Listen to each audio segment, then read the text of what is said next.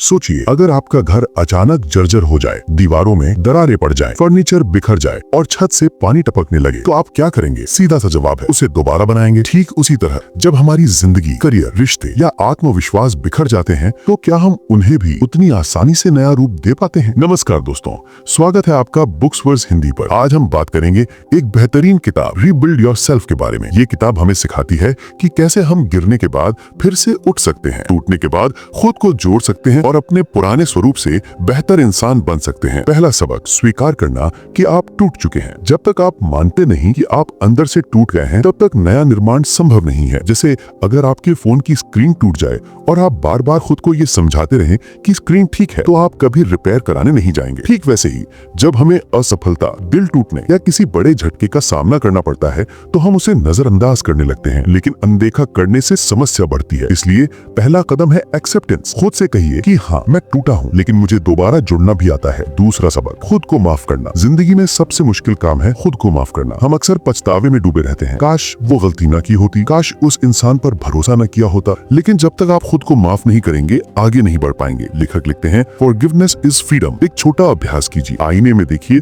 और खुद से कहिए, I forgive you, you deserve a second chance. शुरुआत में अजीब लगेगा, लेकिन ये आपके दिल से बोझ उतार देगा। तीसरा सबक, दिमाग की ताकत। आपकी सोच ही आपकी चाबी है। अगर आपका मन हर बार यही कहे कि तुम हार गए हो, तुम लायक नहीं हो, तो आप खुद को दोबारा खड़ा नहीं कर पाएंगे। यही काम आते हैं पॉजिटिव अफर्मेशन और विजुअलाइजेशन, जैसे I am stronger than my past, I can rebuild my life step by step. Negative सोच आपको कमजोर बनाती है, जबकि पॉजिटिव सोच धीरे धीरे आपको मजबूत करती है। चौथा सबक, छोटे कदमों से शुरुआत। एक गिरा हुआ घर एक दिन में नहीं बनता, पहले नींव डालनी होती है, फिर दीवारें, फिर छत। इसी तरह खुद को रिबिल्ड करने के लिए छोटे लक्ष्य तय करें, जैसे रोज 10 minute meditation, 20 minute walk, gratitude journal लिखना, एक नया स्किल सीखना। ये छोटे छोटे कदम आपकी नई नींव बनाते हैं। याद रखिए, consistency is more powerful than intensity. पांचवा सबक, सही लोगों का साथ। मान लीजिए आप घर बना रहे हैं और मजदूर ईंट गलत लगाते हैं या सीमेंट खराब मिलाते हैं, तो क्या घर टिक पाएगा? बिल्कुल नहीं। इसी तरह अगर आपके आसपास ऐसे लोग हैं जो आपको नीचा दिखाते हैं, गलतियां बार बार याद दिलाते हैं, तो आप आगे नहीं बढ़ पाएंगे। इसीलिए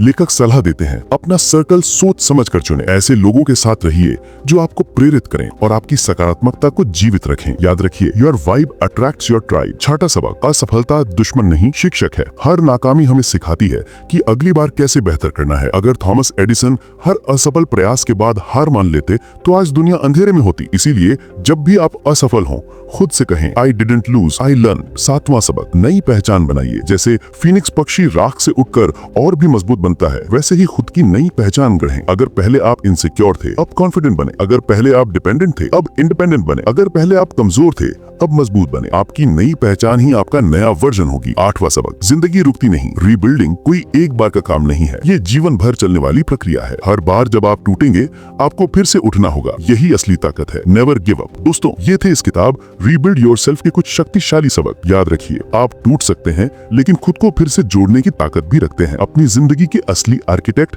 आप खुद हैं। अब एक सवाल, अगर आपको अपनी जिंदगी का एक हिस्सा रिबिल्ड करना पड़े, तो आप सबसे पहले किसे चुनेंगे? कमेंट में जरूर बताइए। और अगर ये वीडियो आपको मददगार लगा हो, तो इसे लाइक, शेयर और बुक्सवर्ड्स हिंदी को सब्सक्राइब करना ना भूलें। धन्यवाद। मिलते हैं अगले वीडियो।